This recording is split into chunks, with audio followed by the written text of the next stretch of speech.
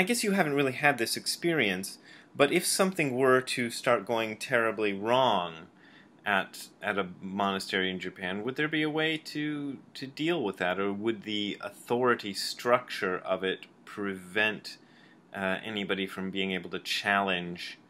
That's what people are worried about. People are worried that we're creating these structures where nobody can challenge it, and then everybody just gets beaten down, and it's horrible. Yeah, I mean, it's hard, and I think you're right.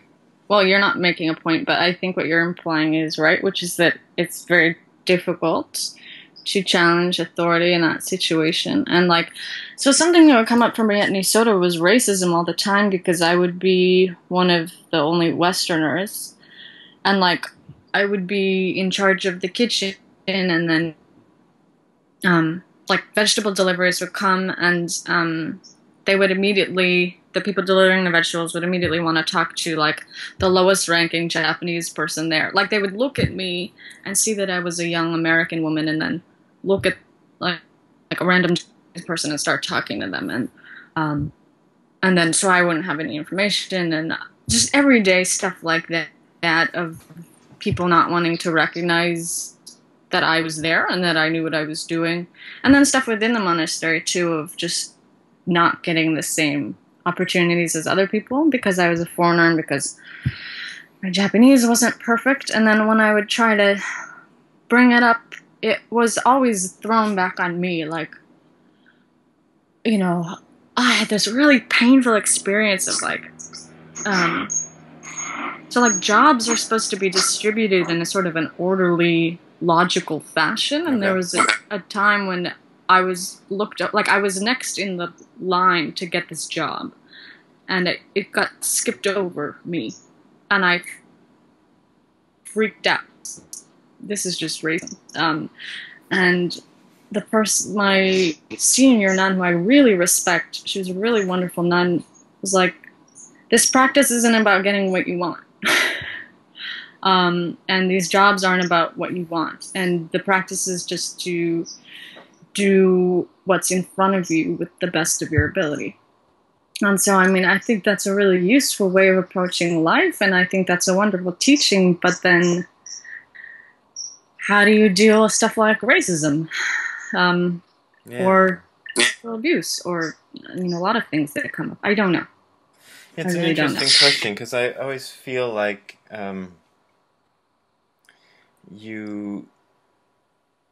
Buddhism isn't about complacency. I mean, a lot of people sort of confuse acceptance with complacency. So I always feel like acceptance is important and to be encouraged, because that's how you can, for one thing, that's how you can make changes. You know, if something does need to be changed, first you have to accept the situation as it is, accept the reality of it, you know, and from there you can move on. If you get too much into your idealized into your head about how it should be, then you come up with solutions that will never work, because you're just too much in your head about how it ought to be, rather than actually seeing it for what it is. So that's acceptance. Complacency is where you just accept everything and feel sort of either powerless or just lazy, you know, and don't try to change bad situations. So I wonder how we can balance this. But I think what you already indicated is as your teacher said, you choose this. It's not really the same thing as sort of institutionalized horribleness. I mean, that's sort of plays into it, as you said, the Japanese tendency to look upon anyone who's not Japanese as slightly inferior, or at least weird,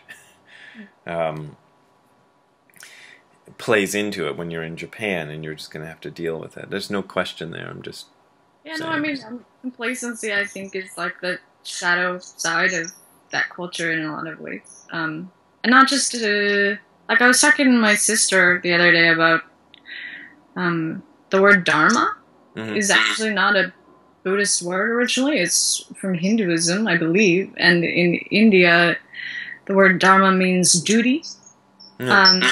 And so, in India, the caste system was really strong. So um, people were encouraged to do their duty. So if you were a lower caste person, your dharma, your practice, your duty would be to accept your status as a lower caste person. Um, so I think, and then so Buddhism came out of that. So I think that's there, and I don't know what to do about that. It's quite Because interesting, you know. Sorry, did I interrupt you? no, no.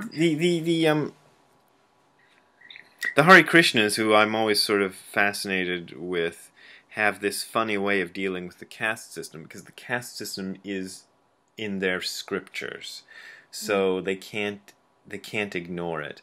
And the sort of, I think it's kind of clever, although it has its limitations. But the kind of clever way they got around it is saying, "Oh yes, the castes are real. However, they are not races, and you're not necessarily born into a caste.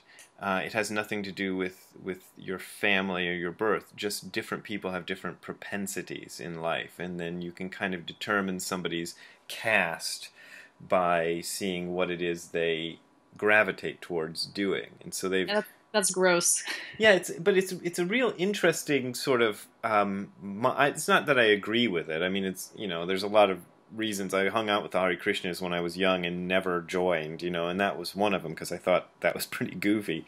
But I think it's clever that they were like trying to maintain the scriptural integrity, but which is an interesting other sidelight in that you have religions that are based. This is one of the reasons I think Buddhism isn't really a religion in this strict sense. There are religions that are based on a book. And the idea, the Hare Krishnas have it, a lot of Christian fundamentalists have it, a lot of Islamic fundamentalists have it, a lot of religions have it. They say, okay, this book is the truth. So whatever is written in this book can't possibly be wrong.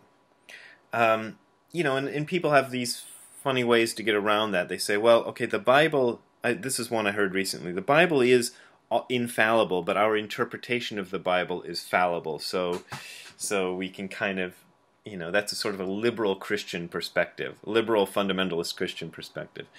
Whereas I think as Buddhists we have this, and maybe correct me if this is not your understanding, we have this idea that there isn't an infallible scripture.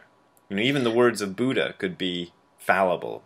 Well, I think you're right that there's not an infallible scripture, Dogen talks a lot very explicitly about departing from the ego, and he says repeatedly that the most important point in Zen training is to depart from your own egos in order to accept the teachings of your teacher. And he says that many, many times. And so I think in traditional monastic Buddhism, the teacher, whatever that means, it could be a person or like a set of monastic disciplines, or I think the teacher can be a lot of things. But anyway, I think that it is similar to a religion in that sense, that you are putting aside your own point of view and your own opinions and your own ideas and accepting something else. And I think that's what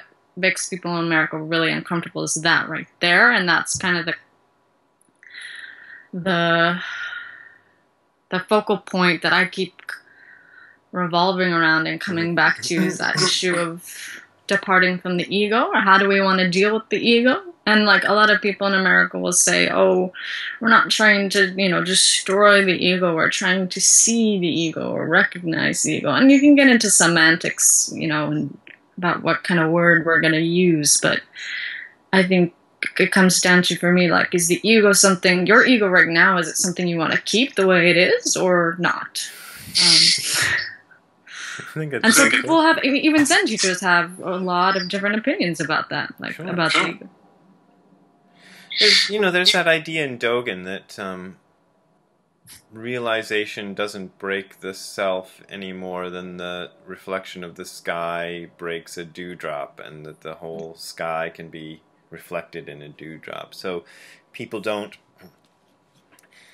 That idea of breaking down the ego is every teacher I've ever met who was any good had a pretty strong ego, ironically. I mean, the ego in the sense of they knew who they were, they understood their kind of position in the world, and they were comfortable with that, including their idiosyncrasies and their, weird quirks and all that. It just becomes part of the package. But the ego that we're trying to get rid of isn't. I feel it's slightly different from that. It's that sense of protecting it and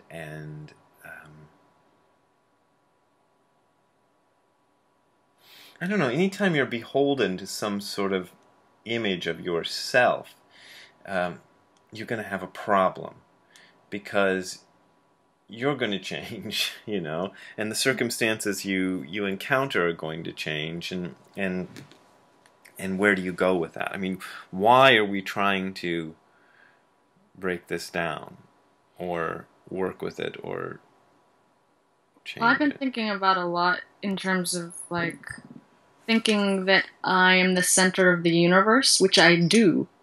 And I think you do too. Like, I think everybody thinks they are the Well, center. because it's true with me. No, it's true with me. Um, like, if you look at a group photograph, you're automatically going to look to yourself first. And then you're going to say, like, oh, are my eyes open or are my eyes closed? Like, am I making a weird face or not? And then if you look good, you're going to be like, that picture's great. Like, it's awesome. It's all determined by how you look and what you think about yourself. So I think that's how we go through life, and that's a really painful way to go through life. For me, at least, I found that because shit doesn't go the way I want. It just doesn't. And so every time something doesn't go the way I want it to, it challenges my basic worldview, which is that I'm the center of the universe, and then there's a lot of pain and suffering that happens. So as much as I can stop thinking that I'm the center of the universe, then everything in my life becomes a lot more manageable.